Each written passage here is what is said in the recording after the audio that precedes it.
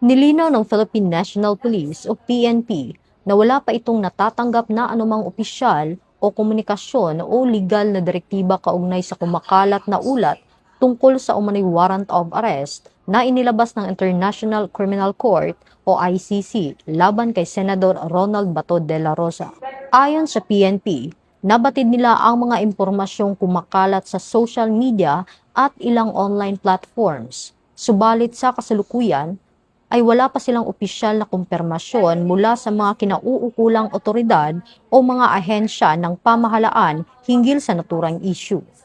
Dahil dito, sinabi ng PNP na hindi pa sila makapagbibigay ng karagdagang komento hanggat walang beripikadong impormasyon at formal na koordinasyon mula sa mga tamang ahensya ng pamahalaan at mga kinauukulang international law enforcement mechanism.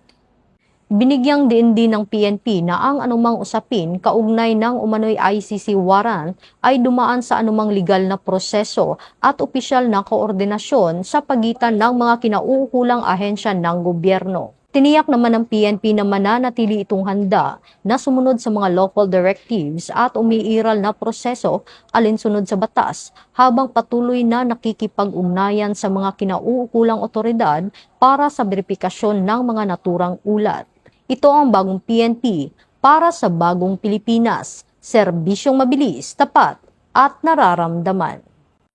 Mula dito sa Campo Crame, ako po ang inyong PNN correspondent, Patroluman Resali Umalay, nagbabalita para sa Police News Network. Alagad ng batas, tagataguyod ng balitang pulis.